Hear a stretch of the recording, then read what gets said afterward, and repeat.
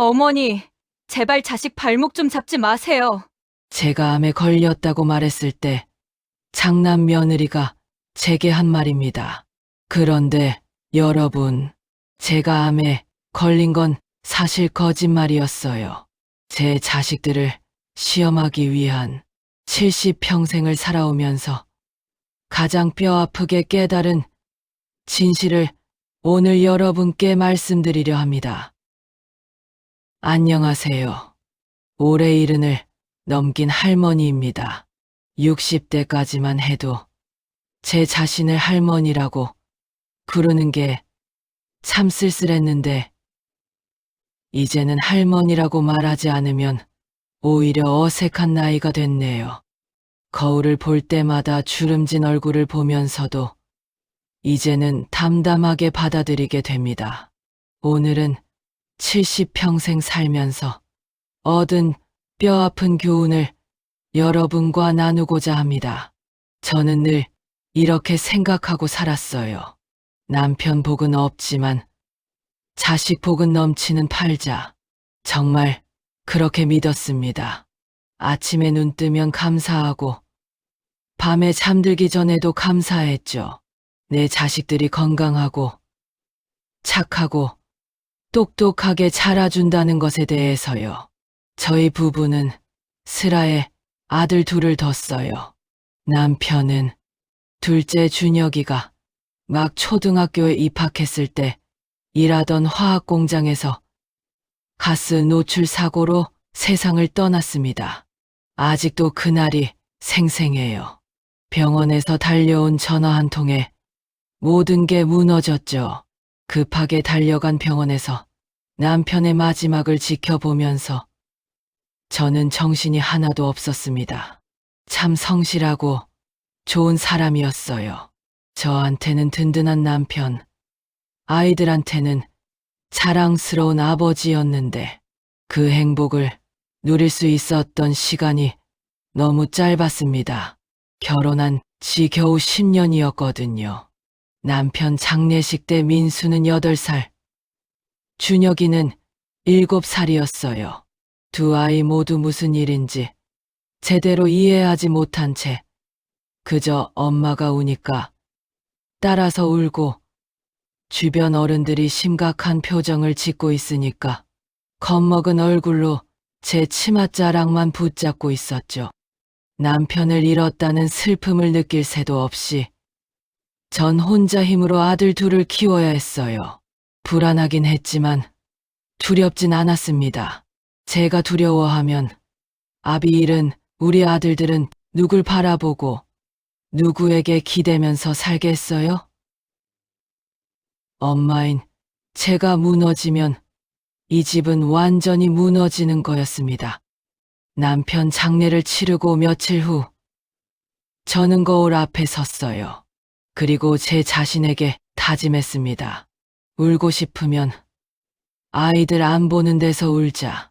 아이들 앞에서는 절대 약한 모습 보이지 말자. 지금은 잘 기억도 안 나는 과거를 되돌아보면 참 안 해본 일이 없었네요.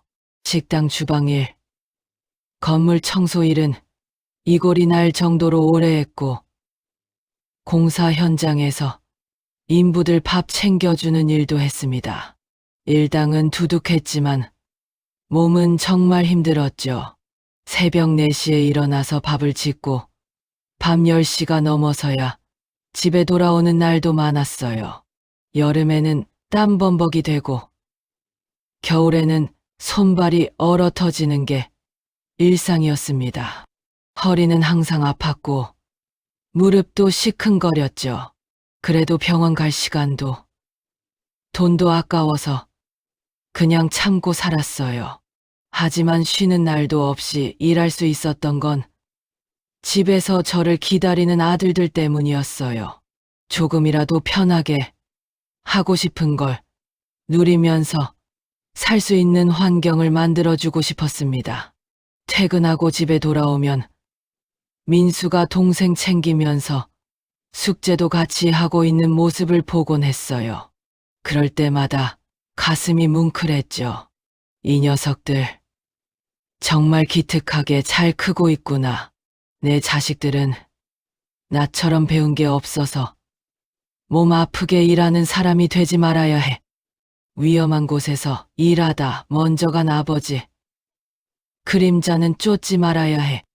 그런 마음으로 여기저기 귀동냥으로 알아본 학원 보내고 과외시켜서 공부를 시켰어요. 다른 엄마들한테 물어보고 학교 선생님한테도 여쭤보면서 우리 아이들한테 필요한 게 뭔지 파악했습니다. 제가 배우지 못했다고 해서 자식들 교육에 무관심할 수는 없었거든요. 오히려 더 열심히 알아봤죠. 다행히 첫째 민수도 그렇고 둘째 준혁이도 그렇고 공부를 할 줄 아는 녀석들이었습니다. 민수는 타고난 머리보다는 열정과 끈기, 목적의식이 분명한 아이였어요. 장남이라서 그런지 형이 열심히 해야 동생도 따라온다는 생각으로 책임감도 강했죠.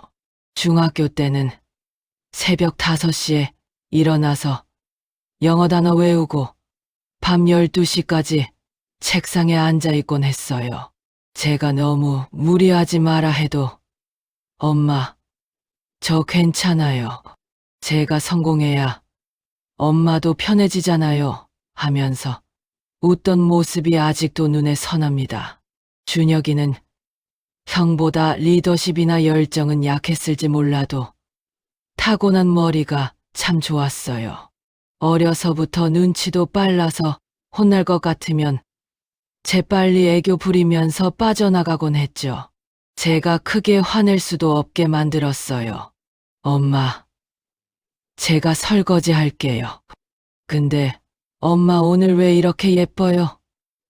이런 식으로 말하면서 제 마음을 녹이곤 했죠. 형인 민수는 그런 준혁이를 보면서 야, 너 그런 식으로 하지 마 했지만 저는 둘째의 그런 영리함이 밉지만은 않았어요. 자식들만 보면 이것들 언제 다 키우나 까마득하게 느껴졌던 시절이 있었는데 지나고 보니 눈 깜빡할 사이더라고요. 언제부턴가 저보다 키도 크고 몸집도 커진 아들들이 쫄래쫄래 쫓아오던 애들이 이제 제 앞을 훌쩍 가버리는 순간이 왔습니다. 두 녀석 모두 명문대에 들어갔어요. 민수는 서울에 있는 명문대 경영학과에, 준혁이는 법학과에 입학했죠. 합격 통지서를 받던 날, 저는 혼자 방에서 한참을 울었습니다. 기쁨의 눈물이었죠. 민수는 대학 졸업 후 대기업에 취직했고, 준혁이는 조금 더 공부해서 로스쿨 나와 변호사가 됐습니다. 남의 집 화장실 치우고 쓰레기 치우면서 키운 애들이 이렇게 성공했을 줄. 저는 정말 자식 농사 하나는 기똥차게 성공했다고 착각하고 있었습니다. 주변 사람들도 부러워했어요. 민수 엄마, 자식들 정말 잘 키웠네. 어떻게 그렇게 두 아들 다 성공시켰어? 그런 말을 들을 때마다 저는 어깨가 으쓱했죠. 하지만 그게 제 착각이었다는 걸 그때는 미처 몰랐습니다. 이제 번듯한 사회인이 됐으니 결혼을 하든 혼자 살든 그건 아들들 선택이라고 생각했어요. 저는 민수가 먼저 결혼할 줄 알았습니다. 오래 사귀던 여자친구 서연이가 있었거든요. 민수가 군대 갔을 때도 기다려줬고 취업 준비할 때도 묵묵히 옆에서 도와준 참 착한 아가씨였어요. 5년 이상 사귄 사이라 저도 몇 번 얼굴을 봤고요. 서연이는 평범한 집안 출신이었어요. 아버지는 작은 공장을 운영하시고 어머니는 집에서 아이들 봐주는 일을 하셨죠. 그래서 그런지 서연이는 참 검소하고 실속 있는 아가씨였어요. 종종 저를 만나러 오면 제가 좋아하는 전병이나 인절미, 카스테라 같은 걸 사들고 오기도 하고 꼭 제 생일을 챙겨서 꽃바구니를 보내주기도 했으니 안 예쁠 수가 있나요? 한 번은 제가 허리를 다쳤을 때가 있었어요. 그때 서연이가 일주일 내내 매일 저녁마다 찾아와서 식사 준비해주고 설거지까지 다 해주고 갔어요. 민수보다 더 자주 오더라고요.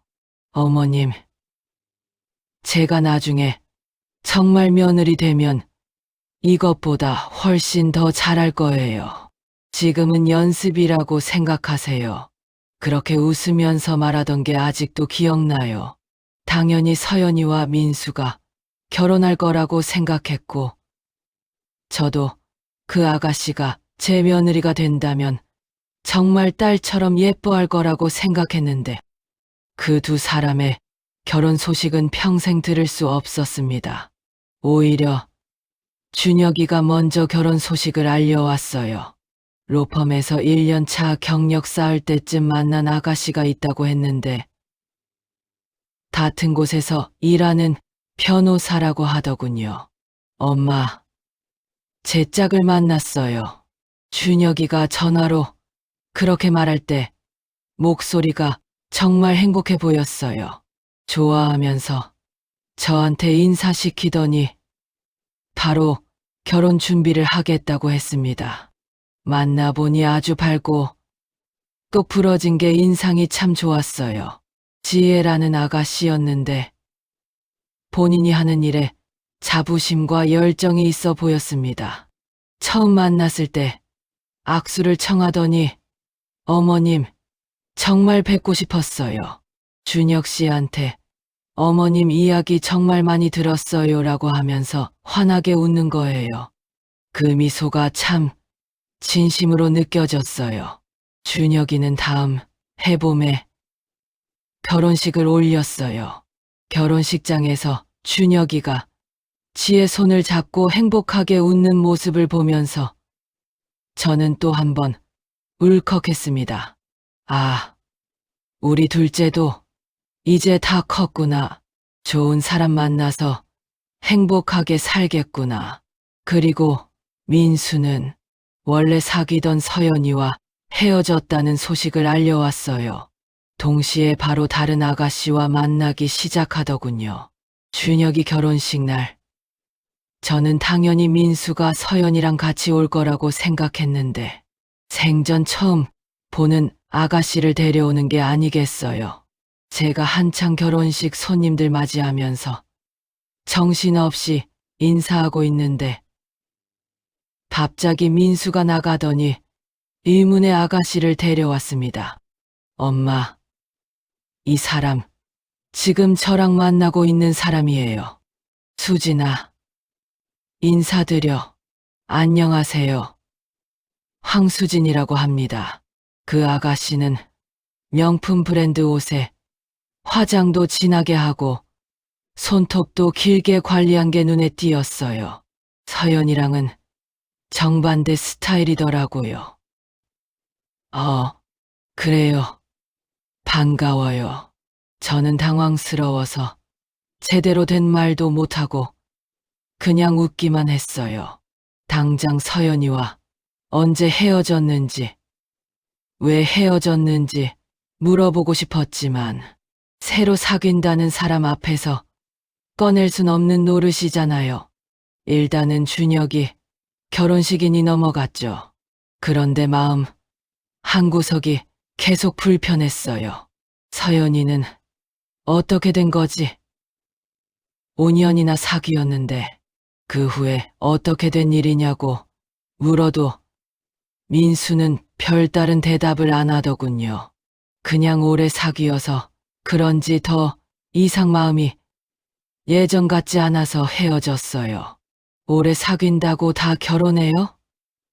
만난 지 얼마 안 돼도 잘 맞기만 하면 얼마든지 결혼할 수 있어요.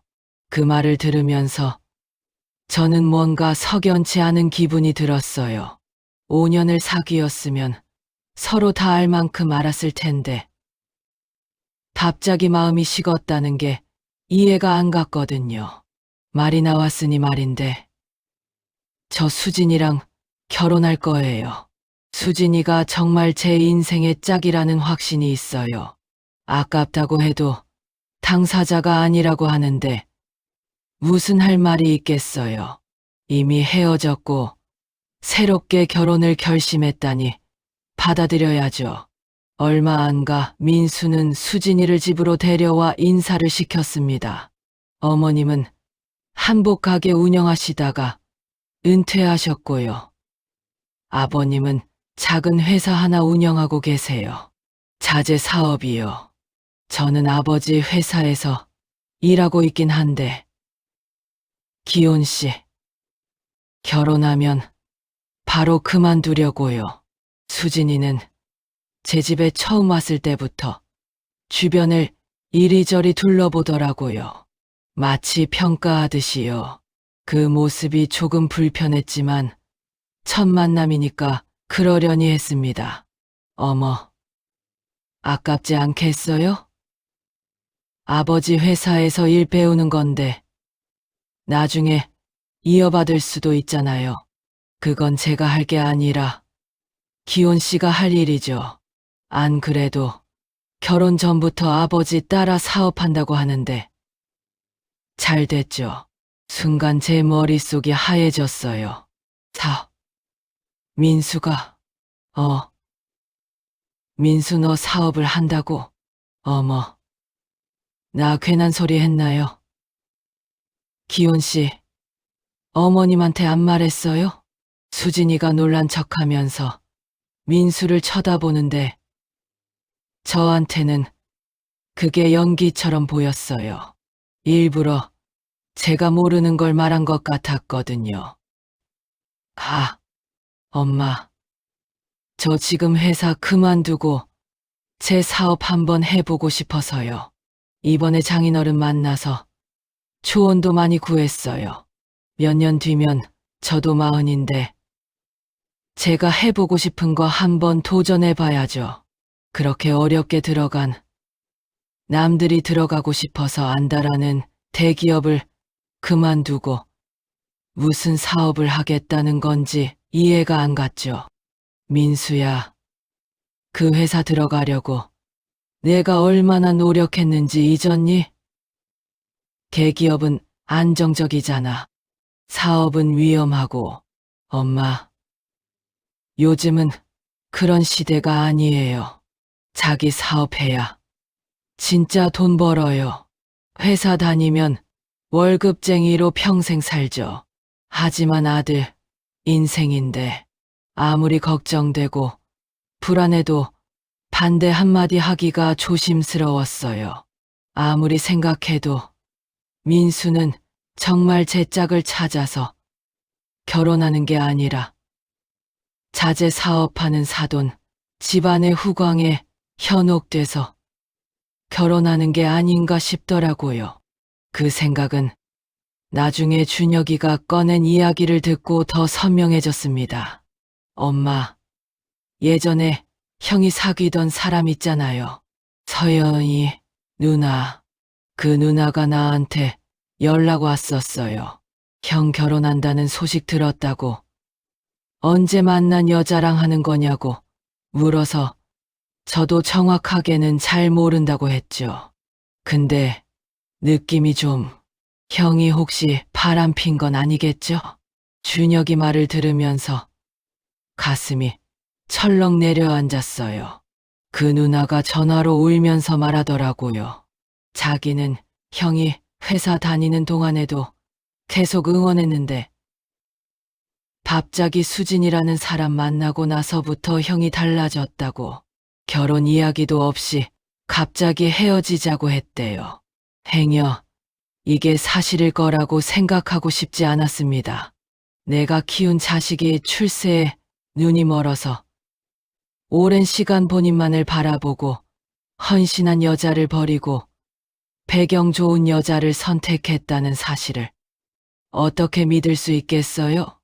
나중에 민수를 앉혀놓고 아무리 물어도 명확한 답은 안 주고 입을 꾹 다물길래 어미로서, 인생 선배로서 이 한마디 했습니다. 민수야, 내가 말을 안 해주니까 진실이 뭔지 내가 알 길은 없다만 만약 내가 출세에 눈이 멀어서 서연이 같은 애 버린 거면 평생에 걸쳐 한 번쯤은 후회할 일이 생길 거다. 성공이 다가 아니야. 조건 없이 너 위해주는 사람 하나 얻는 게 더 큰 행복이지. 내 아버지 생각해봐. 우리 돈 많았어? 아니잖아. 근데 우리는 행복했어. 왜? 서로를 진심으로 아꼈으니까. 민수는 이 말을 들으며 아무 말 없이 가만히 눈만 내리깔고 있었어요. 그 모습을 보면서 저는 확신했습니다. 아, 이 녀석 정말 그런 거구나. 이런 제 우려와 달리 민수는 결혼 후 별 탈 없이 잘 지내긴 했습니다. 말한 대로 회사를 그만두고 본인이 모았던 돈으로 작은 회사를 차렸어요. 수진이도 첫인상은 어딘지 가벼워 보이고 안 보이는 선이 느껴졌지만 별 문제는 없었습니다. 처음 1년 정도는 수진이도 나름 시어머니에게 잘하려고 노력하는 것처럼 보였어요. 가끔 전화도 하고 명절 때는 먼저 인사도 오고 그랬거든요. 민수와 준혁이 모두 결혼하고 나가 살기 시작하면서 저는 혼자가 됐죠. 처음에는 정말 조용하고 쓸쓸했어요. 그동안 아들들 뒷바라지하느라 정신없이 살았는데 갑자기 혼자 남으니까 뭘 해야 할지 모르겠더라고요. 하지만 금방 적응했습니다. 나만의 시간을 갖는 것도 나쁘지 않았어요.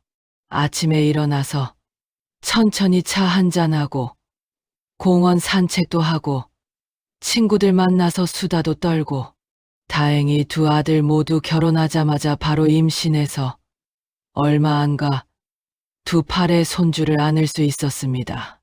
제 행복은 배가 되는 듯했어요.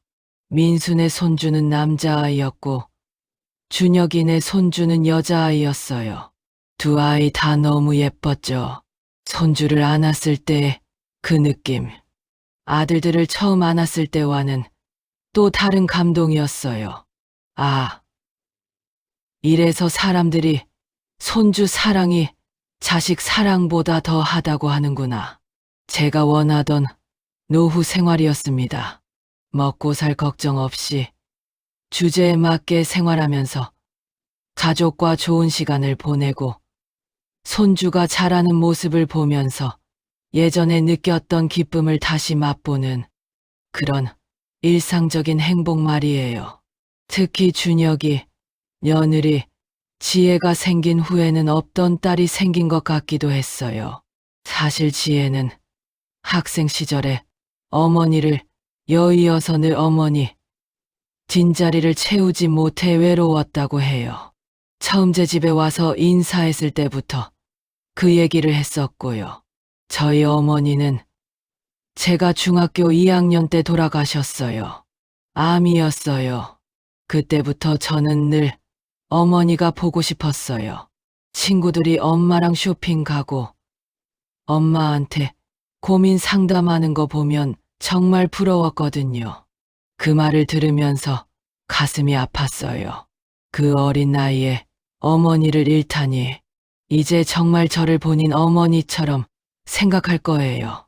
그렇게 말하길래 제가 아무리 그래도 시집온 며느리가 친어머니랑은 다를 텐데 하고 웃으면서 말했더니 아주 단호한 표정으로 이렇게 말하더라고요. 아니요. 전 정말 어머님하고 잘 지낼 자신이 있어요. 느낌이 그래요. 처음 뵙는 순간부터 아, 이분은 내 편이시겠다 싶었어요. 이렇게 말하곤 바로 배시시 웃는 겁니다. 그 느낌이 아주 백발백중으로 맞았고요. 막 가족이 됐을 때 제가 이렇게 말한 적 있었어요. 너무 의무적으로 저한테 연락하거나 찾아올 필요 없다고요. 며느리도 본인 생활이 있고 일도 바쁠 텐데 시어머니 챙기느라 스트레스 받을 필요 없다고 말이죠.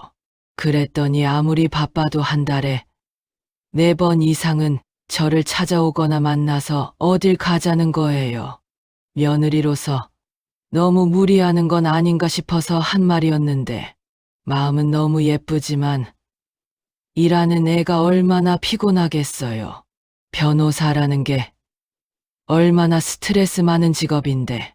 근데 제가 그렇게 말한 이유로 아예 찾아올 이유를 만들어서 오는 게 아니겠어요.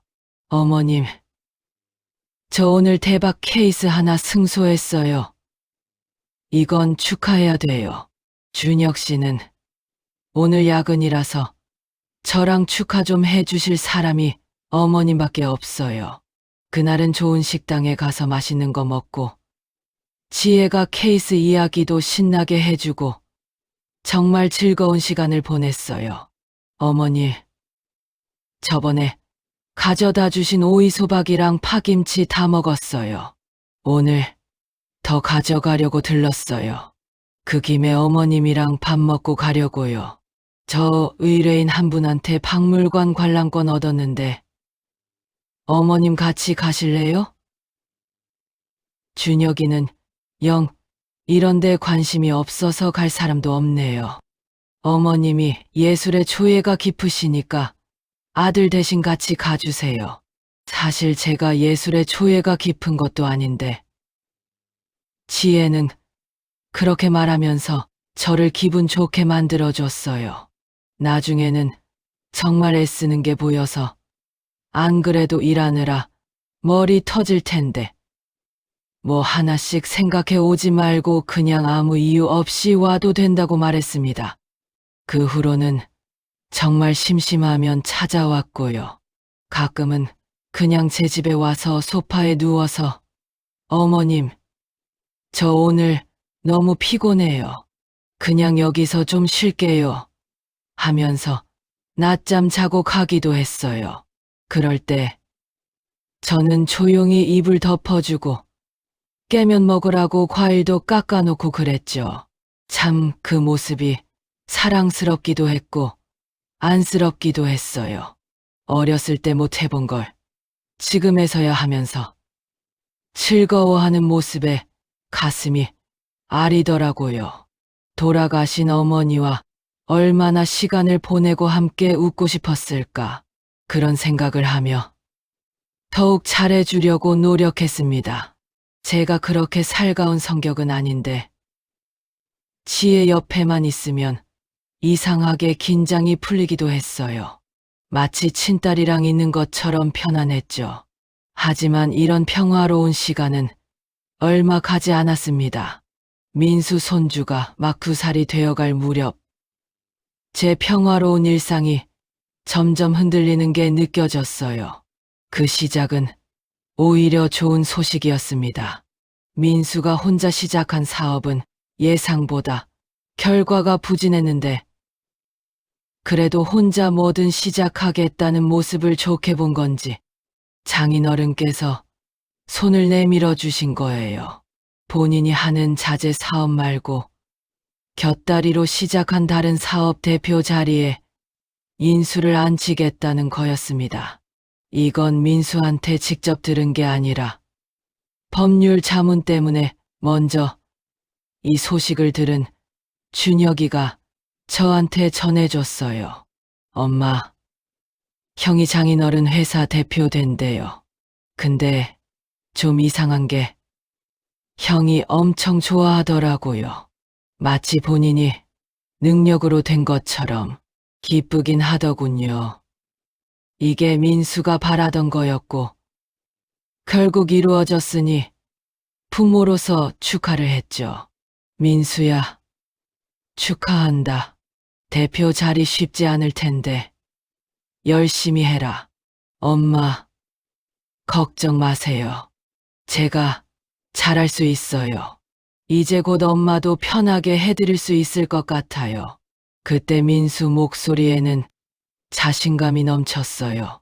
하지만 그 자신감이 어디서 나온 건지 지금 생각하면 참 씁쓸합니다. 하지만 이게 비극의 시작일 줄 누가 알았겠어요. 준혁이 내보다 적긴 했지만 종종 민수네 집과도 왕래가 있긴 했습니다. 수진이는 워낙 주방일에 까막눈 수준이라서 제가 준혁이 내보다도 밑반찬을 더 많이 챙겨줬어요. 어머님, 저는 정말 요리를 못해요. 라면도 제대로 못 끓여요. 어머님이 챙겨주시는 반찬으로 먹고 살아요. 수진이는 그렇게 말하면서 웃곤 했죠. 처음에는 그게 귀엽기도 했어요. 요즘 젊은 사람들은 다들 그렇잖아요. 하지만 나중에는 그게 게으름이었다는 걸 알게 됐죠. 수진이도 그걸 고마워했고요. 또 봐줄 사람이 없으면 손주를 제게 맡기기도 했고, 그래서 자연스럽게 민수네 집 현관문 비밀번호도 알고 있었습니다. 그런데 어느 순간부터 그 교류가 끊기기 시작했어요. 처음에는 민수가 새로 일을 시작해서 그런가 보다. 대표 자리가 쉽진 않겠지. 엄마 챙길 시간도 없을 거다 하는 생각으로 넘어갔어요.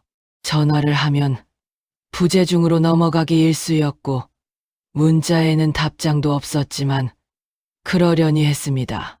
한두 번이 아니라 계속 그러길래 나중에는 혹시 내가 뭘 잘못했나 싶기도 했어요. 수진이는 전업주부이긴 하지만 뭐 따로 바쁠 일이 있겠거니 했고요. 손주 키우느라 바쁘겠지 하고 생각했죠. 근데 그게 그저 바쁘기만 해서가 아니라는 걸 알아버린 결정적인 사건이 있었습니다. 제 생일이 다가오고 있던 때였어요. 나이가 들면 생일은 그저 내가 몇 살인지 세어보는 쓸쓸한 날일 뿐. 그게 축하할 것도 없긴 했지만 준혁이 내가 날 잡아서 다 같이 호텔에서 축하할 겸 식사하자고 하더군요. 엄마, 이번 생신은 특별하게 보내요. 호텔, 레스토랑 예약했어요. 지혜가 신나게 말하더라고요. 근데 준혁이한테 연락을 받은 민수네는 불참한다는 소식을 보내왔어요. 이유는 바로 장모님 결혼기념일, 기념으로 다 같이 싱가포르로 해외여행을 간다는 거였습니다. 엄마, 형이 못 온대요. 장인어른네 결혼기념일 여행이래요. 그래? 그럴 수도 있지. 그것도 중요하니까.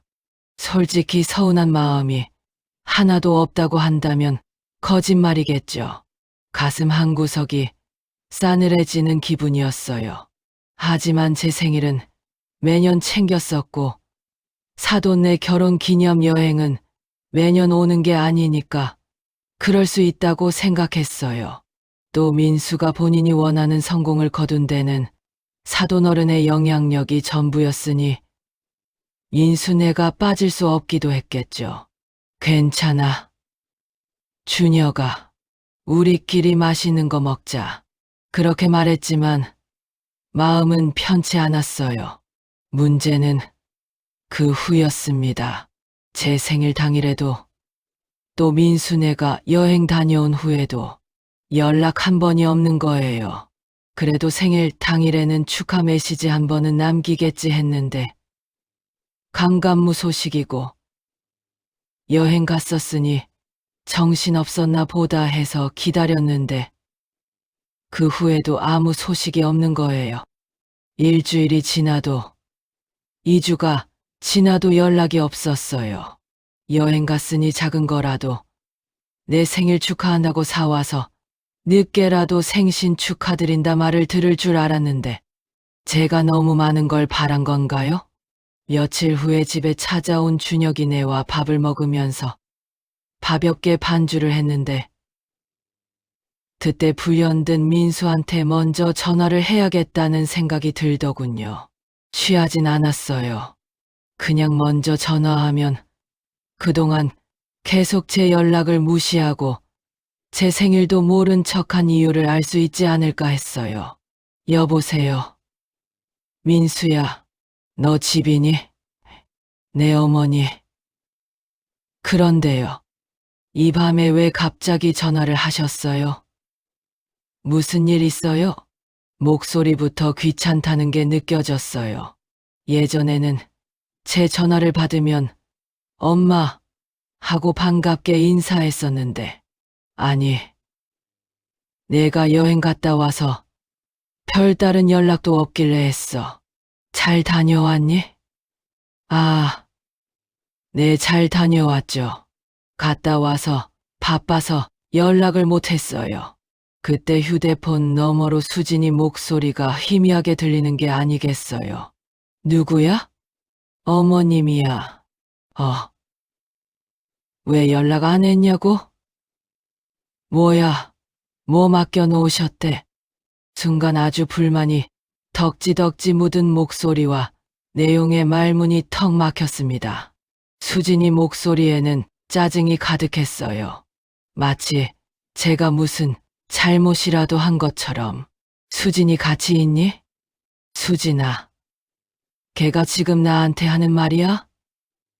어머니가 이 밤에 연락 안 했다고 전화까지 하시니까 이러는 거 아니에요? 민수가 수진이한테 뭐라고 하는 소리가 들렸어요. 하지만 제대로 타이르는 게 아니라 오히려 변명하는 것처럼 들렸죠. 아니, 내가 전화하자마자 다짜고짜 너네한테 왜 연락 안 했냐고 타박이라도 했니? 그냥 여행 잘 다녀왔나 궁금해서 전화한 게 그렇게 싫대? 예. 수진아, 전화 좀 받으라고 해라. 너무 어처구니가 없어서 저는 민수한테 며느리를 바꿔달라고 했고, 민수는 한숨을 푹 쉬더니 이내 수진이한테 전화를 건넸어요. 수진이는 아주 퉁명스러운 목소리로 전화를 받더라고요. 수진아, 너 내가 지금 밤 10시에 전화한 게 그렇게 불만이니? 내가 너나 민수가 내 생일날 전화 한 통, 문자 한 통 없다고 뭐라 하기라도 했니? 뭐가 그렇게 안 입에 와서 옆에서 투덜거리고 있어. 어머님, 생각 좀 해보세요. 어머님, 지금 말하신 것 다 불만이시긴 하잖아요. 그죠? 그래서 전화하신 거 맞잖아요. 내가 그걸 어떻게 아니? 난 그냥 처음에는 너희가 여행 잘 다녀왔는지, 무슨 일 없는지 궁금해서 전화한 건데, 먼저 그걸 불만 표출한 건 수진이 너 아니니? 투덜거리고 싶으면 최소한 내가 너희한테 서운하다는 말 한마디 했을 때 하든가. 뭘 못 참아서 그냥 궁금해서 전화한 사람한테 맡겨놨느니 뭐니 건방진 소리를 해? 아니, 딱 보기에도 서운하고 뭐라 하고 싶어서 전화한 게 보이는데 그냥 입을 다물고 있으라고요. 어머님, 요즘 시대에 시집 가서 갑질하면 사람들이 욕해요. 아이고, 내가 너한테 언제 갑질했다고 그러니? 생각 안 나세요? 어머님 집에서 저 화장실 청소하고 방바닥 걸레질 했던 거, 그런 거 시키는 게 다 갑질이지 뭐예요. 누가 들으면 정말 제가 불러내서 수진이한테 온갖 고생 다 시켜가면서 청소시킨 줄 알겠습니다. 그날은 새해 첫날이었고 인사하러 들른 민수네 준혁이네가 제가 청소하고 있던 걸 보고 거들어준 것뿐이었어요. 엄마, 제가 할게요. 앉아 계세요. 지혜가 먼저 나서서 걸레를 잡았고 준혁이도 창문 닫기 시작했죠. 민수도 덩달아 현관 청소를 시작했고 수진이도 마지못해 화장실 청소를 했던 거예요.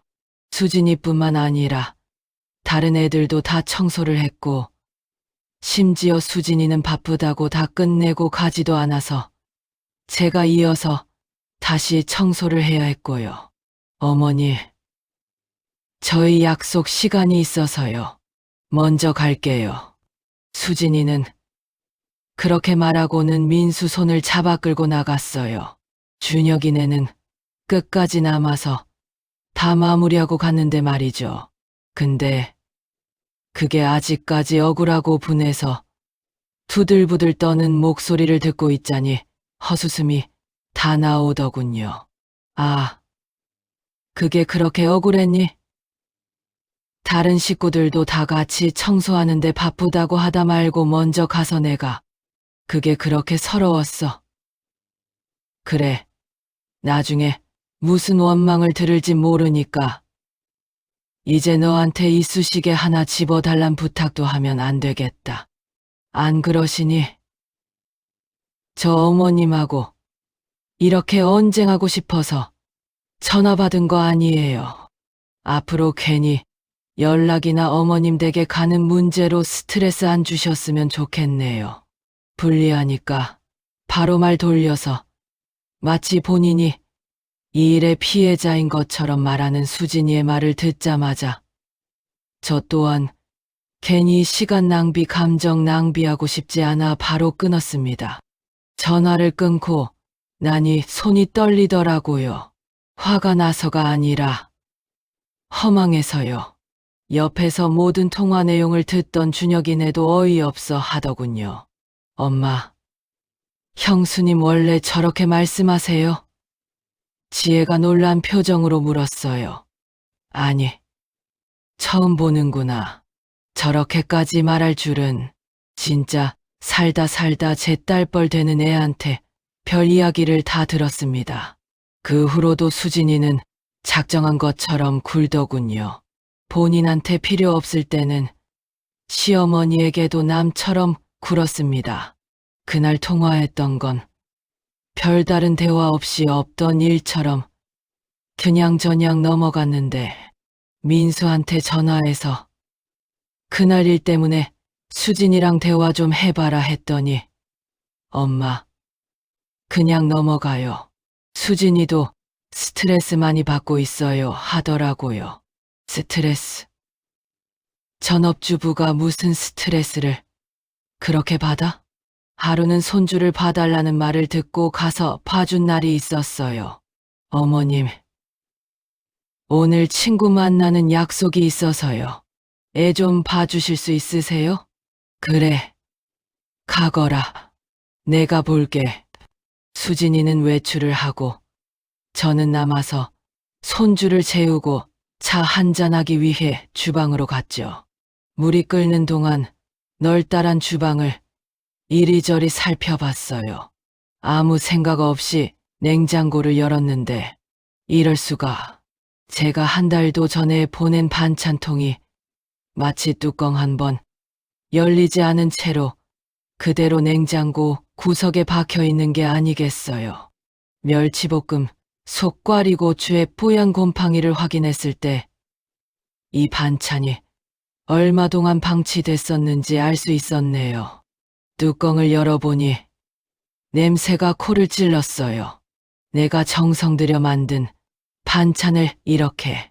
다른 반찬통도 확인해 봤더니 마찬가지였어요. 거의 다 손도 안 댄 채로 곰팡이가 피어 있었죠. 나중에 집에 온 수진이한테 이 얘기를 하니 아주 펄쩍 뛰더군요. 수진아, 냉장고 보니까 내가 보내준 반찬이 그대로 있더라. 입에 안 맞으면 다른 걸로 바꿔줄까? 준혁이네는 진미채나 오징어 채볶음 잘 먹던데 냉장고를 열어보셨어요? 대체 왜 남의 집 냉장고를 열어보세요? 뭐 하나 흠잡아서 뭐라고 하시려고 그러시는 거죠? 넌 무슨 말을 그렇게 하니? 그럼 반나절 꼬박 해주면서 나는 물도 못 꺼내 먹니? 그리고 내가 방금 내 탓을 하든 혹시나 입에 안 맞아서 안 먹었나 해서 다음에는 음식 낭비할 것 없이 더 입에 맞는 걸 물어봤는데 아주 잡아먹을 듯이 구는구나. 대체 뭐가 문제니? 너는 내가 말하는 거 모든 걸 다 공격으로 받아들이는 거야? 어머님, 수가 빤히 보이니까 그러죠. 어머님이 어머님 손주 봐주는 걸로 마음대로 집 안 냉장고 들쑤실 수 있는 권리가 생기는 거 아니잖아요. 그럼 우리 아버지는 남편한테 회사도 줬으니까 이 집에 들어와서 남편이 청소하는지 애는 잘 보는지 다 감시할 수 있는 거겠네요. 예, 너랑은 말이 안 통한다. 무슨 말만 해도 모든 걸 꼬아서 받아들이니까 그냥 내가 말을 말아야겠어. 내 아버지가 뭘 하든 그건 알아서 하시라고. 너는 제발 듣고 싶은 대로 듣고 말하고 싶은 대로 모든 걸 하는 그 버릇 좀 고쳐라. 저는 이 대화에서 알았죠. 수진이가 아이를 낳고 제 아들이 장인한테 대표 자리를 받은 후로 본인이 시댁에 했던 기본적인 예의를 버렸다고 말이에요. 그 전까지는 그래도 아무 문제 없이 지내는 듯 했는데 그게 다 참고 있었던 거였죠. 아니, 계산적으로 행동했던 거였어요. 민수가 성공하기 전까지만 잘하면 된다. 그렇게 생각했던 게 분명합니다. 나중에는 제가 보내는 반찬도 도로 택배로 붙여서 돌려보낸 거 아세요? 택배 상자를 받아보고 깜짝 놀랐어요. 제가 보낸 반찬통이 그대로 들어있는 거예요. 심지어 편지 한 장이 들어있었는데, 어머니, 저희는 배달 음식 시켜 먹는 게 편해요. 앞으로는 반찬 안 보내주셔도 돼요. 이게 며느리가 시어머니한테 할 말인가요? 정말 통탄스러웠네요. 마치 아들을 대표 자리에 팔아버린 기분도 들고 아들이 얼씨구 좋구나. 그 덫으로 들어간 기분도 들었어요. 하지만 민수도 별다를 건 없었습니다. 제가 수진이와 있었던 일을 말하려고 하면 단호하게 제 입을 막아버렸어요. 긁어 부스럼 만들지 말라는 말과 함께요. 그 사람 성격 아시면서 왜 굳이 부딪힐 일을 만드세요? 그냥 무시하세요. 무시. 어차피 1년에 몇 번 보지도 않는데 뭐가 문제라고. 같이 사는 제가 피곤하지. 엄마가 피곤해요? 그나마 저는 그 사람이 필요하고 받는 게 있으니까 잘 참고 있으니까 그냥 알아서 살게 냅두시라고요. 너는 받는 거 있으니까 내 어미가 무슨 말을 듣고 무슨 짓을 당하든 참으라는 말이냐? 그럼 제가 원하는 거 어머니가 주실 능력이라도 있으세요? 저도 다 생각이 있어서 그러는 거예요. 저 하나 성공하면 어머니도 더 호강하고 사실 수 있는 건데 왜 계속 방해를 하시냐고요. 야, 이놈아. 나는 미래의 보장도 안 된 호강 약속하는 아들보다 당장 뭐가 옳고 그른지 판별할 정신머리 있는 아들이 더 필요해. 이 말만 들으면 민수가 천하에 둘도 없는 건방진 불효자식이라는 생각이 드시죠. 하지만 예전에는 이러지 않았습니다. 욕심은 있었어도 그 욕심에 눈이 멀어 어미한테 가만히 좀 있으라고 으름장을 놓는 놈은 아니었어요. 아니, 그런 놈이었지만 어미인 제가 자식에게 눈이 멀어 그 본 모습을 못 보고 있었던 걸 수도 있겠네요. 그날 밤 저는 한참을 울었습니다. 제가 평생 고생해서 키운 아들이 이렇게 변할 줄은 몰랐어요. 저는 여기서 살면서 받은 모든 충격적인 일을 다 겪었다고 생각했는데 그게 끝이 아니었습니다. 민수네와 연락을 거의 뜸하게 끊다시피 했을 때 친한 동창한테서 전화가 왔습니다. 그 전화 한 통은 제 뒤통수를 거나하게 두들겼죠. 동창은 아주 생뚱맞은 소리를 하더군요. 민수 이혼했니? 아니. 그게 무슨 소리야? 누가 그래? 어머. 아니야? 그럼 내가 잘못 봤나? 근데 그럴 일이 없는데 내가 분명히 대체 무슨 소린데? 알아듣게 좀 말해봐. 내가 저번 주 주말에 우리 큰애하고 백화점에 갔거든. 강남에 있는 애가 지갑 사준다고 좋다고 따라가서 명품 매장 있는 1층에서 돌아다니고 있었지. 근데 거기서 내 민수 며느리를 본 거지 뭐야. 그래. 걔가 백화점 가는 게 뭐. 아유. 근데 그 며느리가 혼자가 아니었으니까 문제지. 어떤 훤칠한 남자랑 팔짱 끼고 가던데. 둘이 쇼핑한 건지. 그 남자 양팔에 명품 브랜드 로고 박힌 쇼핑백이 잔뜩 들려있고 그것뿐이 아니야. 둘이 서로 보면서 웃고 남자가 수진이 머리도 쓰다듬고 그게 보통 사이가 아니더라고. 아, 그럼 혹시 남매인가? 남동생이나 오빠 있대? 아니, 혼자야. 외동딸. 근데 그거 진짜 우리 민수 며느리 맞아? 잘못 본 거 아니고? 자기 며느리가 어디 흔한 인상이야? 여기저기 고쳐서 인상도 세잖아. 쉽게 잊힐 얼굴이 아니지. 내가 정말 확신한다니까. 근데 이혼 안 했다고? 엄마야. 그럼 내가 괜한 소리 한 거 아닌가 모르겠네. 여러분은 이게 믿어지시나요? 동창과의 전화를 끊은 후에도 설마 아니겠지.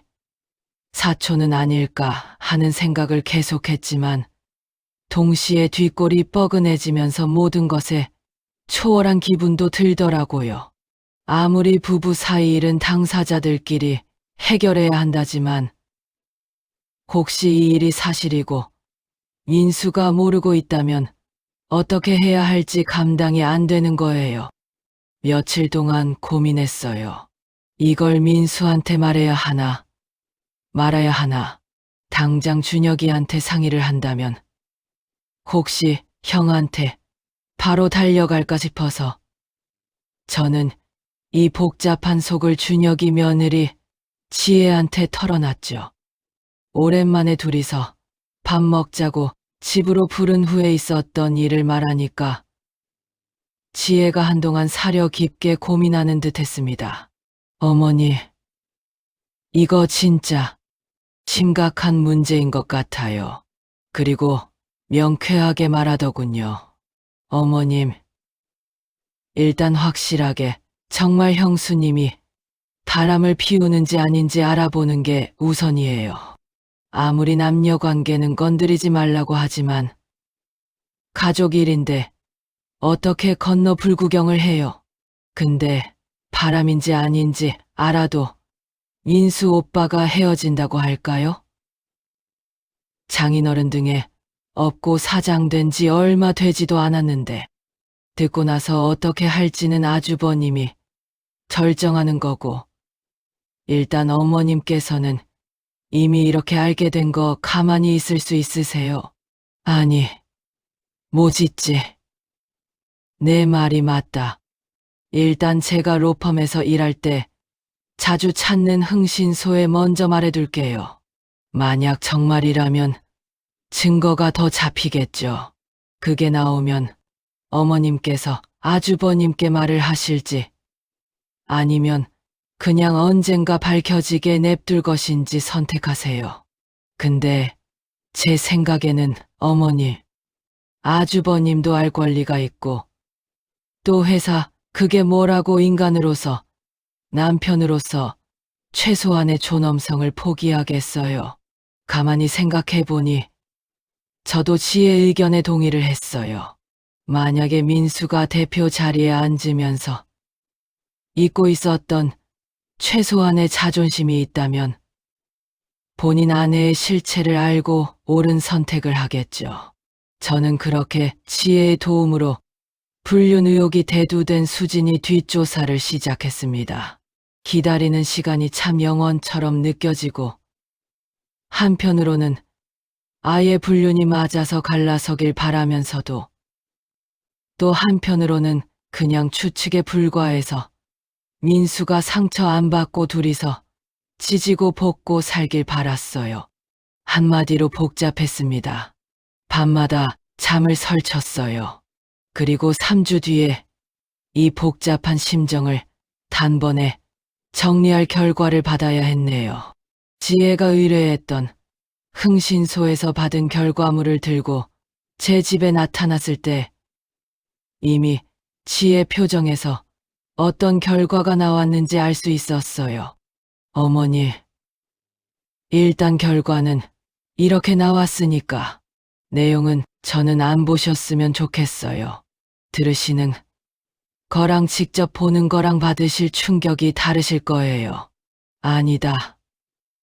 지혜야, 걱정해주는 거 고마운데 내가 두 눈으로 직접 봐야 내 아들도 보여줄 수 있는 거지. 지혜 말대로 정말 직접 확인하는 게 충격이 어마어마하더군요. 사진과 동영상에는 분명 수진이가 찍혀 있었고 누군지 모를 남자와 손을 잡고 같은 차에 타고 차 안에서 서로 볼에 입을 맞추고 심지어 차 안에서 포옹하는 모습, 남자가 수진이 얼굴을 쓰다듬는 모습까지 선명하게 찍혀 있었어요. 그 차에서 내려서 거의 부둥켜 안다시피 한 몰골로 걸어서 으리으리한 호텔로 들어가는 모습까지 찍혀 있었어요. 심지어 그 호텔 내부인지는 모르겠지만 수영장 안에서 서로 안고 수영하는 모습, 서슴없이 스킨십인지 뭔지를 하는 꼴까지 다 확인할 수 있었네요. 사진을 보면서 손이 떨렸어요. 분노보다는 허망함이 먼저 밀려왔죠. 어머님, 괜찮으세요? 지혜가 걱정스러운 목소리로 물었어요. 괜찮다. 그냥 좀 허무하구나. 저는 한참 고민에 빠졌습니다. 이걸 민수한테 보여주는 건 이미 결정을 했고, 만약 아들이 이걸 봤음에도 제 욕심에 이혼을 안 하면 어쩌지 하는 그런 고민 말이죠. 지금 와서 생각해보면 그런 결정을 하든 말든 가만히 팔자려니 하고 모른 척 했어야 했지만 그때는 혹여 아들이 이혼 후 대표 자리에서 물러날 게 두려워서 잘못된 선택을 하면 어떡할까 걱정이 됐네요. 그래서 큰 결심을 했습니다. 그때쯤 몇 년 전 경기도에 사둔 땅이 재개발 결정돼서 꽤 두둑한 보상금을 받을 수 있었거든요. 약 5억 정도 되는 돈이었어요. 그 돈을 민수한테 줄 결심을 했어요. 사위로서 받은 대표 자리는 과감하게 포기하고 새로 얻어서 시작하라고 사업 자금으로 줄 생각이었어요. 민수야, 엄마가 도와줄게. 이 돈으로 내가 하고 싶은 사업 제대로 해봐라. 하지만 그런 결심을 마음먹고도 결정을 내리긴 쉽지가 않았습니다. 제게 이런 고민을 들은 친구들 몇 명은 기겁을 하면서 저를 말렸기 때문이었어요. 민수 엄마, 요새는 돈 없으면 부모 취급도 못 받아. TV에서 못 봤어. 부동산이니 뭐니 다 증여해줬더니 쌩하니 모른 척하고 부모 버린 자식들. 있는 거 다 줘봤자 탈탈 털리고 알거지로 외롭게 노후 보내는 부모들이 얼마나 많은데. 그래도 차마 민수 도와주고 싶으면 시험을 해보지 그래. 누구였더라? 기정이 아버지인가? 예전에 유원장 만들기 전에 시한부 판정받았다고 자식들한테 말 다 한 다음에 그 반응에 따라서 유산 상속해줬다고 하지 않았어. 민수 엄마, 내 속으로 나와서 니들만 하다고 해도 두들겨 보고 건너 맞는 말이긴 했습니다. 제가 도움을 준다고 해도 그 고마움을 알아주기는커녕 콧방귀를 낄 수 있고 받고 나서 말이 달라질 수 있으니 저도 보험이 필요하긴 했어요. 예전 같았으면 무슨 소리냐, 그럴 일 없다 했겠지만 결혼 후에 너무나 달라진 민수의 모습을 확인했기에 설득당할 수밖에 없었네요. 저도 들은 대로 자식들에게 시험을 해보기로 했습니다. 부모로서 인간으로서 거짓말로 상대 반응을 끄집어낸다는 게 좀 양심이 찔리긴 했지만 당장 뭐든 가릴 게 없는 제가 못할 게 뭐가 있겠어요. 일단 준혁이네에게 먼저 제가 췌장암 중기라는 거짓 고백을 했습니다. 준혁아, 지혜야, 엄마가 너희한테 할 말이 있어. 엄마, 왜요? 무슨 일 있으세요? 준혁이가 걱정스러운 표정으로 물었어요. 지난달에 몸이 안 좋아서 병원에 갔었거든. 검사를 해봤는데 어땠을까요? 아직도 그 생각을 하면 미안해서 어쩔 줄 모르겠어요. 준혁이와 지혜는 서럽게 울었습니다. 엄마, 내가 꼭 엄마 살릴 거예요. 전국의 모든 병원을 다 뒤져서라도 엄마 고칠 의사 꼭 찾아낼게요. 그러니까 제발 나쁜 생각하지 마세요. 저 엄마 절대 포기 안 해요. 준혁이는 제 손을 꼭 잡고 눈물을 흘렸어요. 지혜도 옆에서 훌쩍이면서 어머님, 저희가 있잖아요. 걱정하지 마세요. 하더라고요. 아들은 제게 자기네 집으로 들어와서 같이 살자고, 그래야 간병하기 좋다는 말을 하는데 엄마 방도 준비할게요. 병원도 제가 알아보고 좋은 의사 선생님도 수소문할게요. 저는 차마 그 자리에서 다 거짓말이라고 너희를 시험하기 위해서라는 말을 꺼낼 수가 없더라고요. 일단 울고 있는 애들을 진정시키고 넌지시 제가 왜 이런 거짓말을 할 수밖에 없었는지에 대해 천천히 설명을 했죠. 준혁아, 지혜야, 사실은 진실을 듣고 나서 지혜는 안도의 한숨과 함께 긴장이 풀렸는지 그래도 너무 하셨다라고 하며 더 울었고 준혁이는 화가 나서 바로 집 밖으로 뛰쳐나가 버리더군요. 엄마, 저 진짜 화났어요. 어떻게 이런 거짓말을. 그 후로 준혁이 화는 일주일을 더 갔지만 그래도 믿을 만한 자식이 있다는 생각에 염치도 없이 안도하고 말았네요. 하지만 제가 정말 봐야 했던 반응은 준혁이가 아닌 민수였죠. 주말 하루 나를 잡아 연락을 먼저 안 하고 민수네 집에 찾아갔습니다. 문을 열어준 수진이는 순간 표정을 못 숨기고 말도 없이 찾아온 제게 눈살이 찌푸렸지만 중요하게 할 얘기가 있다는 말에 길을 터주더군요. 아, 들어오세요. 마지못해 하는 투였어요.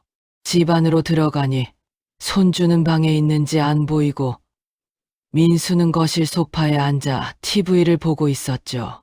고개만 돌리고 저를 보면서 무슨 일로 왔냐고 지차는 내색을 비친 아들을 보면서 어쩌면 지금부터 결과가 눈에 보일 수 있겠다는 생각을 잠시 했습니다. 저는 아들에게 TV를 잠깐 끄고 수진이 너도 잠깐 와서 앉으라는 말을 했어요. 널떠름한 얼굴의 두 사람을 마주하고 숨을 크게 들이마셨어요. 그리고 미리 준비했던 말을 꺼냈죠. 지난주에 조직 검사를 했는데 결과를 보니까 내가 췌장암이더라. 중기라는데 병원비도 만만치가 않을 것 같고 내 몸이 그 치료를 다 버틸 수 있나? 그것도 걱정되는구나. 암이요? 어머니 암 걸리셨어요?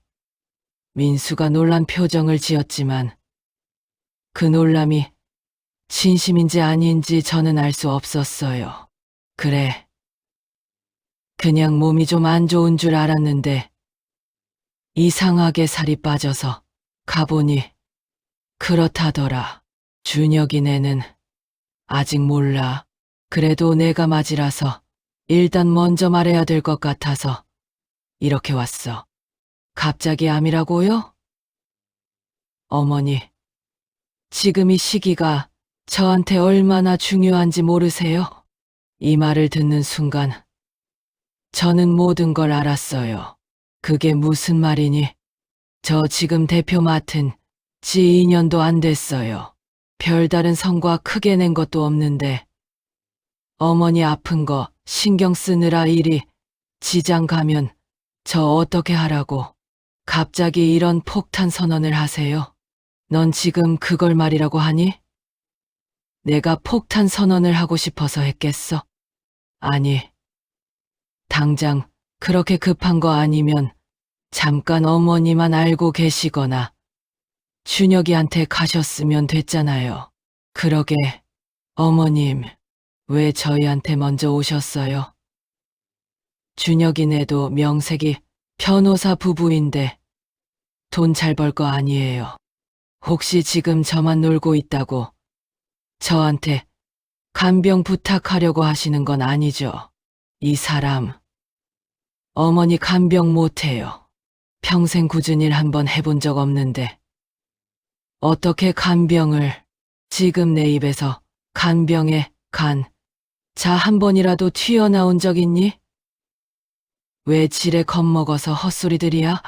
아니, 그럼 어머니가 갑자기 오셔서 이런 얘기를 왜 저희한테 먼저 하시냐고요. 준혁이네 먼저 불러서 할 수도 있었는데 그냥 솔직히 말하세요. 간병은 이 사람이 못하고 차라리 간병인을 붙여드릴게요. 그럼 됐죠? 얼마 필요해서 오신 거예요? 맞네. 어머님, 돈 때문에 오신 거죠? 제가 간병 못한다고 하면 이 안에서 돈이라도 좀 챙겨드릴까봐 계속 입 다물고 계신 거잖아요. 맞죠? 그죠? 여러분은 어떻게 생각하시나요? 저는 마음에 걸렸다는 얘기 하나 했는데 지들끼리 사색이 돼서 당장 아픈 어머니, 시어머니 걱정보다는 지들 걱정부터 하면서 호들갑 떠는 이 꼴들을 말입니다. 충격을 먹기보다 몸속에서 뭔가 빠져나가는 기분이 들었네요. 그게 아들에 대한 사랑이나 믿음인지 아니면 차갑게 식은 피인지 분간은 못하겠지만 제가 앞으로 어떻게 행동해야 하는지 확실한 답을 내리는데 큰 도움이 된 건 분명합니다. 저는 표정에 미동도 없이 두 사람에게 말했어요. 내가 니들한테 뭘 바라겠니? 당장 아프다는 사람 고려장할 만한 눈가를 가진 니들한테 뭘 바래? 아무리 돈이 많고 높은 자리에서 한몫하면 뭐하니? 이렇게 마음의 여유 하나 없이 뭐 하나 손해볼까? 뭐 하나 잃을까 전전긍긍하는데 니들을 보면 내가 이 나이에도 뼈에 사무치게 많은 교훈을 얻는다. 아무리 손에 쥔 게 많아도 머리에 제대로 든 게 없으면 사람이 이리도 모양 빠져 보인다는 거. 그래. 니들 마음 잘 알겠다. 앞으로 당장 내일이라도 내가 꼬꾸라져도 그 어떤 도움도 너희한테 안 받을 거야. 그럼 좀 마음이 편하겠니? 그 대신 너희 중 하나라도 나중에 살다가 내 돈 한 톨이라도 필요해도 나한테 아무것도 바라지 마라. 알겠지? 서로 마음 편하게 여기서 약속하자꾸나. 그렇게 말하고 저는 그 집을 나왔습니다. 어리둥절한 표정을 한 민수와 수진이는 저를 붙잡지도 설명을 더 요구하지도 않았어요. 집으로 돌아오는 길에 눈물이 났어요. 슬퍼서가 아니라 허망해서요. 내가 평생 고생해서 키운 아들이 이런 사람이었구나. 민수는 나중에서야 준혁이한테 제가 했던 말이 시험을 위한 거짓말이라는 걸 알았고, 그걸 안 후에 제게 전화해서 한바탕 난리를 부리더라고요. 어떻게 자식을 이렇게 속이냐고요. 엄마, 이게 무슨 짓이에요? 어떻게 자식한테 이런 거짓말을 해요? 저는 억울해하는 아들에게 이렇게 말했습니다. 왜 부모는 자식한테는 거짓말하면 안 되고 자식은 암 걸렸다는 부모한테 굳이 급한 일 아닌데 왜 지금 말하냐? 이렇게 말해도 되니? 거짓말 하나에 속아서 속내 보이니까 억울해? 너무 야속하게 생각하지 말아라. 나도 거짓말 하나 때문에 정들면 장남한테 바로 버려질 거라는 거 미리 알았으니까. 그 후로는 민수네와 일절 연락을 하지 않았어요. 거의 연을 끈다시피 했네요. 하지만 아직 할 일이 남긴 했어요. 어렵게 알아낸 수진이의 불륜 사실을 아들에게 알리는 일 말이죠. 직접 전하고 싶지도 않아서 불륜 현장을 찍은 사진을 현상한 것과 그 사진을 포함해 영상까지 같이 든 USB를 민수가 다니는 회사로 보냈어요. 그것도 등기로 말이죠. 효과는 아주 빨랐습니다. 대표라는 게 바쁘지도 않은지 받자마자 바로 확인해서 제게 전화를 한 것 같더군요. 이게 대체 뭐예요? 네, 어머니. 무슨 짓을 하신 거냐고요? 무슨 짓이냐니? 나야말로 도통 무슨 소리인지 모르겠구나. 몰라서 물으세요? 저한테 보낸 이 사진이랑 동영상 대체 뭐냐고요? 아, 그건 나한테 물을 게 아니라 얘 아내한테 물어야지. 내가 걔한테 바람 피우라고 부탁한 것도 아닌데 나한테 따져봤자 뭐하니? 이걸 대체 왜 보내신 건데요? 너도 알아야 할 것 같아서 보냈다. 너 지금 화낼 사람이 틀린 거 알고는 있니? 괜히 만만한 엄마한테 화풀이하지 말고 너 지금 대표 자리에 앉혀준 사람 딸한테 따져.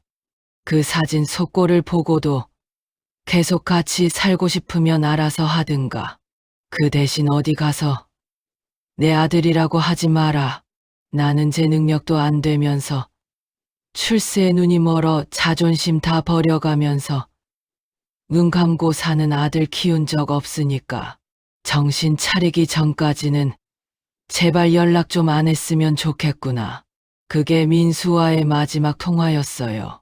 그 후로 민수에 대한 건 모두 준혁이를 통해 들었어요. 그 일이 있고 몇 달 후에 민수는 준혁이한테 이혼 문제로 상담을 했다고 해요. 그리고 준혁이는 전혀 예상치 못한 이야기를 들었다고 합니다. 민수는 결혼할 당시 혼전 계약서를 작성했다고 해요. 장인어른이 먼저 제시한 건데 그때는 뭣도 모르고 헤어질 생각 전혀 안 하고 사인을 한 거죠. 형, 그게 무슨 계약서예요? 그냥 이혼하면 재산 분할 없이 각자 가진 걸로 끝낸다는 내용이야. 그때는 별 생각 없이 사인했어. 어차피 이혼할 일 없을 거라고 생각했으니까. 심지어 이혼 얘기를 먼저 한 것도 인수가 아닌 수진이라고 해요. 불륜 사실에 대해 따지니까 수진이는 뒤를 캔 거냐고 오히려 적반하장으로 나왔고 본인을 의심해서 사람을 붙이는 인간이랑 더는 못 산다고 이혼을 요구했다고 하네요. 형수님이 잘못해놓고 왜 형한테 화를 내요? 그게 수진이 입장에서는 본인이 조심했는데 미행을 당했으니까 기분 나쁜 거지. 그 과정에서 민수는 이성을 잃고 폭력까지 썼고 경찰까지 집으로 들이닥쳤다는 말을 준혁이한테서 들었어요. 혼전 계약서로 재산 분할 청구권도 없는 수진이는 민수한테 머리가 쥐어뜯긴 후에도 오히려 당당했고 뭐 하나 지는 거 없이 그저 이혼했다는 딱지 하나 붙이고 쫓겨날 제 아들만 발등에 불이 떨어진 거죠. 아이 양육권도 수진이가 가져갔다고 해요. 민수가 폭력을 쓴 게 결정적이었대요. 제 자식으로서 안타깝다기보다는 어떻게 그 결혼에 본인의 모든 걸 걸었는지 이해가 가지 않았습니다. 이것보다는 똑똑한 놈이라고 자부했는데 정말 성공의 눈이 확실히 멀었던 것 같아요. 민수는 결국 이혼을 했습니다. 준혁이한테 혼전 계약서, 무효화에 대해 알아봤지만 별 소득이 없었나 봐요. 계약서가 너무 완벽해요. 변호사가 작성한 것 같은데 무효화하기 어려울 것 같아요. 쉽게 올라간 대표직에서도 내려왔고 장인어른이 이런 일이 있었는데 어떻게 계속 일을 맡기겠냐고 하셨대요. 이혼 얼마 전에는 다시 사업을 해보겠다고 준혁이한테 돈을 빌려달라고까지 했다고 하는데 준혁이는 이미 형이 저한테 어떻게 했는지 들어서 잘 알기에 단호하게 거절했다고 합니다. 형, 미안해요. 근데 형이 엄마한테 어떻게 했는지 알잖아요. 저도 지혜도 이해가 안 돼요. 그 후로도 몇 차례 스스로 제기를 해보겠다고 여기저기 손 벌려서 자금을 구하는 것 같은데 어떻게 될지 알 수가 없죠. 웃긴 건 끝까지 제게는 먼저 연락을 안 하더군요. 마지막에 나눴던 대화에 대한 자존심 때문인지 아니면 정말 염치가 없어서 못하는 건지 알 수 없지만 만약 전자의 문제라면 대표직에 오르려고 쉽게 굽혔던 그 자존심이 왜 엄마 앞에서는 전혀 굽힐 생각도 없는 건지 그저 웃음이 나기만 합니다. 앞으로도 민수가 스스로 본인의 잘못을 인정하고 제대로 사과를 하지 않는 이상 제가 먼저 아주 조금의 도움을 줄 일은 절대 없을 거예요. 아무리 제 속으로 낳은 자식이라고 해도 먼저 실망감을 안겨준 놈에게 모든 걸 다 져줄 필요도 이유도 없는 거니까요. 샵샵 에필로그 깨달음 10분. 이 일이 있고 나서 1년이 지났습니다. 준혁이네와는 여전히 좋은 관계를 유지하고 있어요. 지혜는 지금도 자주 찾아와서 제 일상을 함께 해줍니다. 어머니, 오늘 날씨 좋은데 공원 산책 가요. 어머니, 제가 새로운 케이스 맡았는데 들어주실래요? 이런 식으로 말이죠. 준혁이도 가끔 혼자 들러서 엄마, 요즘 어떻게 지내세요? 하면서 안부를 묻고는 합니다. 민수는 가끔 준혁이를 통해 소식을 들어요. 작은 회사에 취직했다가 그만두고 또 다른 일을 시작했다가 그만두고 여전히 방황하고 있는 것 같더라고요. 서연이 생각도 가끔 해요. 그 착한 아가씨가 지금은 어떻게 살고 있을까? 혹시 좋은 사람 만나서 행복하게 살고 있을까? 부모의 사랑은 종종 무조건적이고 헌신적으로만 설명되기에 그 고마움을 모르는 자식들이 많아지는 것 같기도 하네요. 저는 이제 압니다. 무조건적인 헌신이 때로는 자식을 망칠 수도 있다는 걸요. 이미 그 고마움을 모른다는 게 판별된 자식에게는 절대로 제 손안에 쥐고 있는 재정적인 부분에 대해 조금의 언질도 하지 않을 것이고 부모로서의 권위를 지키기 위해서라도 놓지 않아야겠습니다. 그 5억은 아직 제 통장에 그대로 있어요. 나중에 준혁이네한테 줄 생각입니다. 아니면 제가 편하게 쓰면서 살다가 남는 게 있으면 그때 나눠주겠죠. 부디 부모라는 이름으로 헌신을 자처하는 분들, 그 헌신의 무게를 모른 척하는 자식들에게 낭비하지 않길 바랍니다. 어느 정도 자식에게 거리를 두고 객관적으로 행동하는 게 내 자신을 지키는 힘이 되기도 하더군요. 늙은이가 구구절절 제 이야기를 많은 사람이 듣는 곳에서 할 수 있는 자리가 얼마나 될까요? 이 자리를 빌려 답답한 저를 위한 확성기가 되어준 채널에게 감사의 마음을 표합니다. 또 들어주신 분들께도 감사드립니다. 모두 실망 없이 행복한 일상을 살아가시길 바랍니다. 그리고 기억하세요. 부모의 헌신은 당연한 게 아니라는 것을, 그 사랑에는 한계가 있을 수 있다는 것을요.